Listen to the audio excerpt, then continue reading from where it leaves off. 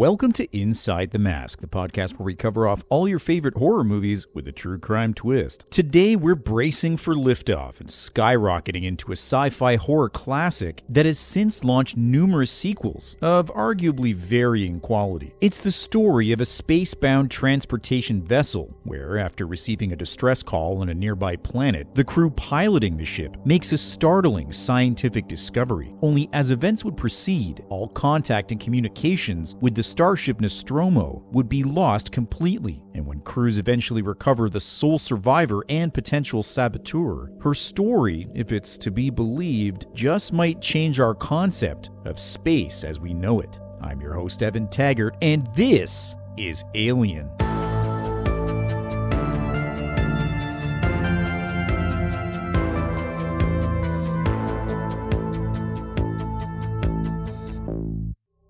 It's the year 2179, and in the deep reaches of outer space, a salvage team from the juggernaut company Weyland-Yutani has picked up a strange anomaly on their radar. Now, while initially thought to have been a traveling asteroid or a piece of large debris, upon a closer inspection, it's determined by responding crew members that this anomaly is none other than a jettisoned emergency escape pod. And even more shockingly, when the registration number and model are further examined, the escape shuttle is formally identified as the Narcissus, a parent vessel to the much larger freight starship, the USCSS Nostromo. There's just one catch here. According to Weyland-Yutani company records, the Nostromo and its entire crew had been missing for the last 57 years. Now, before we get into the more questionable and often debated account of sole surviving crew member Ellen Ripley, it's important that we first establish the facts of this case, as they appear in both the Weyland-Yutani company records, as well as liaisons with official investigative officers at the time.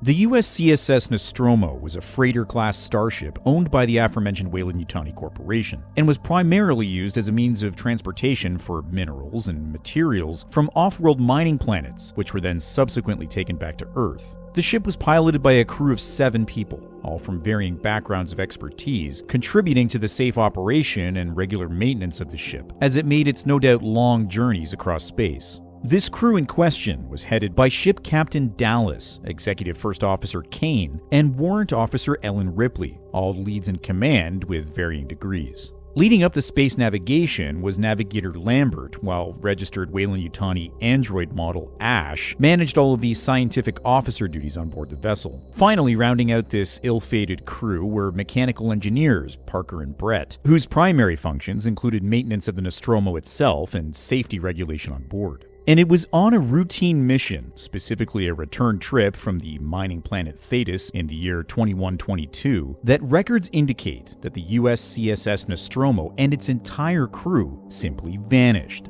At the time of the starship's disappearance, there were many theories that were circulating. It was often commonplace for these large freighter crafts to be on autopilot on lengthy journeys like this one, and as such, many of the crew would have been in a state of extended cryogenic hypersleep or stasis like suspended animation to avoid common cell degradation that might occur in outer space to a human body. It was initially assumed here that in its journey back to Earth, the Nostromo might have actually fatally collided with any form of space debris, such as an asteroid or other derelict material. While this type of accident was pretty uncommon, even in 2122, due to the advancement of artificial intelligence operating the vessel and advanced radar equipment that may have actually detected oncoming collisions, it actually wasn't entirely impossible here. Given the fact that the Nostromo was a freighter vehicle, construction records show that the technology contained therein, including the navigation systems and operational software, was considered at the time to be pretty primitive by Weyland-Yutani standards. The rationale here seems to be that a space freighter simply didn't need the more advanced navigations of, say, a science vessel like the USS Prometheus. However, before Ellen Ripley would be discovered alive 57 years later in 2179 and retell her own harrowing version of events, salvage teams employed by Weyland-Yutani Corporation actually did make a breakthrough in the Nostromo disappearance case. And it was all during a surveillance probe operation near a distant planet identified as LV-426.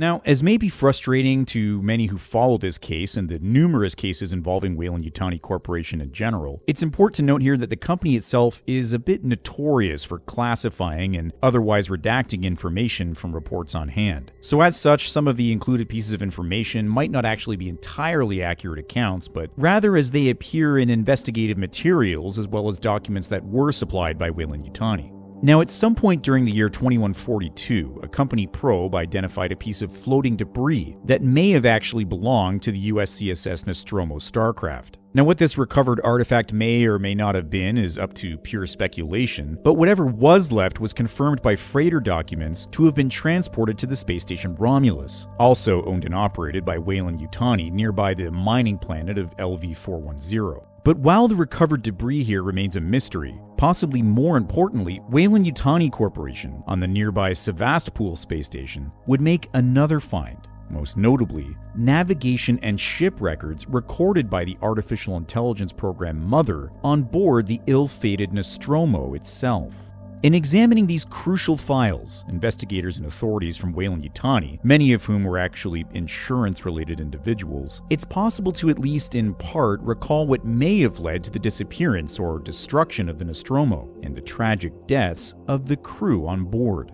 Records here indicate that at some point during the journey back from Thetis in 2122, the Mother software on the Nostromo intercepted a distress beacon on a nearby planet, identified in documents as LV-426. Now, the company protocol here is well established in that if any traveling ship, whether it be military or scientific or, yes, a simple freighter vessel like the Nostromo, picks up any form of communication that might indicate some sign of life or intelligence, the crew must respond to that call in kind and with urgency. And it was no different from the crew of the Nostromo. Records show that at some point during the trip, Mother initiated a software protocol to deactivate the stasis pods being used by the Nostromo crew. Now, this would have awakened the crew early from their hypersleep with the intention of investigating the communications beacon down at the surface on the nearby planet. But in doing so, this early awakening may have in fact been the inciting incident that set into motion the eventual destruction of the Nostromo ship and the potentially suspicious deaths of nearly the entire crew. See, there's many experts and theorists here that believe that Ellen Ripley possibly murdered her fellow crew members over the course of 24 hours before ultimately setting the ship to self-destruct in an attempt to destroy any and all evidence of her crimes. Now, there's often debates on whether or not these were calculated killings or simply human errors resulting in death that Ripley, as one of the leading officers on board, would have possibly been accountable for, and there are theories here supporting both of these arguments. The first of these theories involves the very inciting incident that we just covered, the early removal of the crew from their stasis pods by the AI software Mother. Medical experts tend to agree here that the complications from such deviations can include behavioral anomalies, as well as in more drastic cases, extensive brain damage. While it is pretty obvious that this doesn't have a universal effect on the human body, after all, hypersleep is pretty common by now, results vary by individual, and hypersleep sickness is an actual medically validated condition. As such, there are those who suggest that Ellen Ripley suffered a potential medical episode from her complications here, including possible brain traumas that were later suggested to have been the cause of her reported hallucinations, which we'll get to shortly. Security logs on board filed by Science Officer and Android Unit Ash, which were subsequently uploaded to the Mother AI interface, do actually suggest that Ripley had showed signs of aggression towards her peers, including physical and verbal altercations, and wild claims of, quite famously, an extraterrestrial presence on board the ship. Another theory here suggests that Ripley might have inadvertently caused the deaths of her crew via a simple human error, or as some might suggest, even intentional abandonment. Now, this tends to be supported by the fact that the Nostromo docking logs indicate that the ship actually did land on LV-426 at some point, likely to formally investigate the derelict signal there, before shortly taking off again back into outer space. So did Ripley leave her crew on the planet's surface, possibly embarking on a solo journey back to Earth, before destroying the Nostromo in the process? Or was there some kind of a catastrophic event on board, possibly an equipment malfunction or oxygen supply degradation, that may have caused a mass casualty event amongst the crew? Or did Ellen Ripley suffer a brain injury and perhaps hallucinate the presence of an off-world entity on board, instead attacking her crew, believing them to be somehow infected by the alleged parasite? Whatever more practical theory you believe here, it was eventually confirmed by ship logs that at some point during the journey, the self-destruction sequence built into all freighter-class star vehicles in case of emergency was actually triggered, which may explain how the USCSS Nostromo seemingly vanished without a trace, and in the process, a lone evacuation starship was jettisoned from the main vessel itself, and that vessel was none other than the Narcissus, the same ship on which Ellen Ripley would be found alive in stasis 57 years later. But practical theories aside, Ripley herself would go on to offer another shockingly different account of events, and quite famously, they involved not human errors or medical episodes, but rather the existence of an extraterrestrial alien on board the ship. So take these declarations with a grain of salt here, but these are the actual unaltered impact statements of Ellen Ripley in what she claims were the last few days of the Nostromo and its now deceased crew. Ripley reported to authorities that the crew did actually respond to the distress beacon on LV-426, including safely landing on the surface of the planet before a select set of crew members, led by Dallas, Kane, and Lambert, embarked to locate the source of the signal. Now, allegedly, the Nostromo crew encountered what's described as a derelict spacecraft, seemingly crashed and abandoned on the planet's surface. And after proceeding inside, First Officer Kane had a near-fatal encounter with some kind of a parasitic alien creature. Ripley's account suggests that this alien may have somehow infected Officer Kane with an extraterrestrial organism that, after using Kane's own body as a host, proceeded to, quote, erupt from within his chest cavity.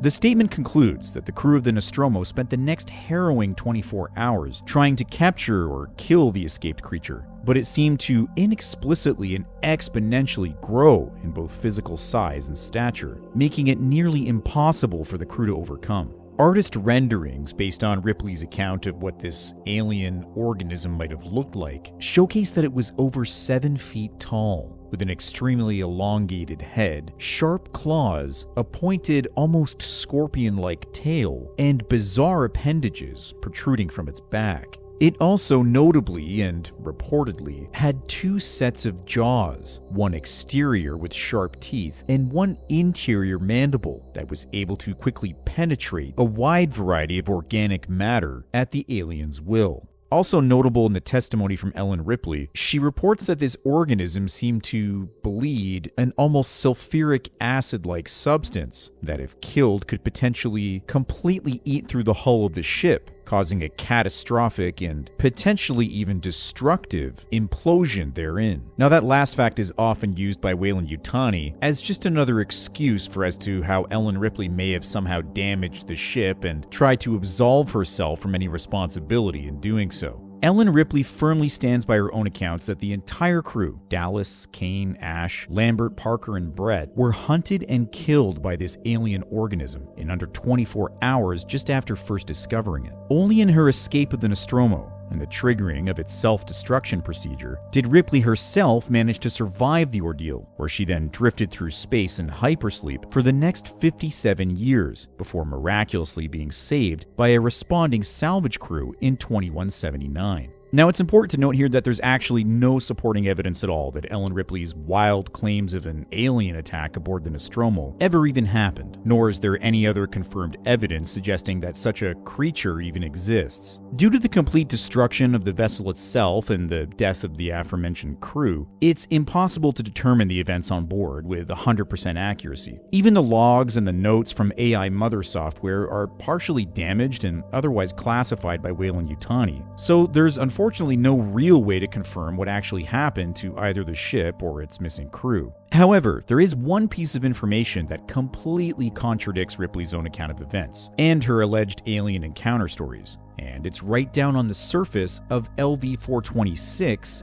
itself.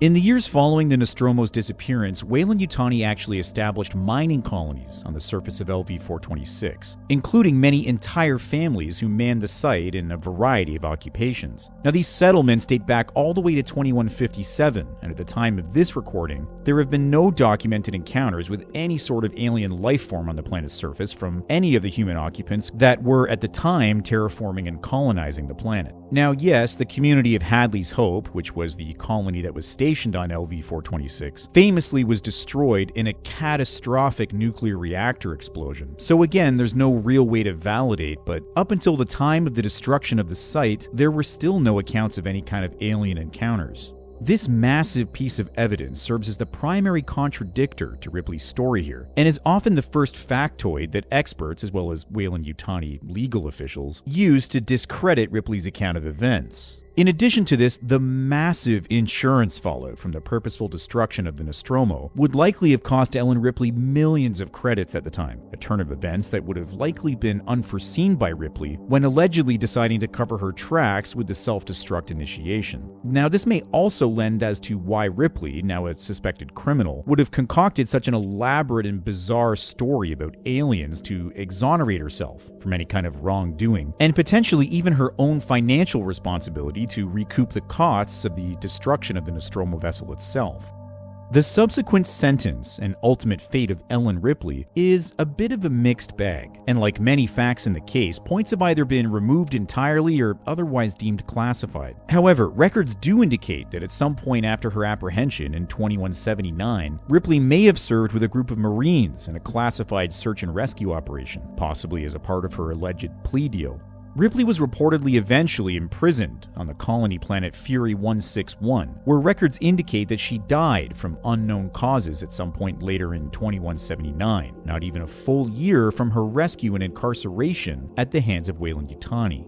And while the families and the crew of the Weyland-Yutani freighter vessel USCSS Nostromo may not have had any actual formal closure as to what officially transpired on board, resulting in the crew's tragic and untimely deaths, they may rest a little easier knowing that the purported prime suspect in the case was now gone, closing off a half-century-long mystery that had a haunting impact across the entire galaxy. Thanks for listening to our true crime spin on Alien. I actually didn't even realize that it was Alien Day this week, or honestly that Alien Day was even a thing. It just so happened to be a happy coincidence, and the timing worked out perfectly. Alien Day is actually today. Happy Alien Day. Give yourself a little face hug, you deserve it. Alien is obviously one of the most prolific science fiction horror movies of all time, and for me, the first one absolutely stands the test of time here. It's still just as terrifying, well written, with one of the best atmospheres I've ever seen in a movie, and an amazing cast of characters that are actually really believable in the circumstance. As a kid, I found myself more drawn to the James Cameron sequel, Aliens, probably because of the badass Marines and all the action that takes place. But looking back, the first one is absolutely hands down the best in my eyes. Alien is a franchise that spawned many sequels, spin-offs, and video games over the many years since its initial release. I tried to throw in some nods to the other canon and sometimes considered non-canon events in the series, namely the mention of the Romulus station from the most recent Alien Romulus,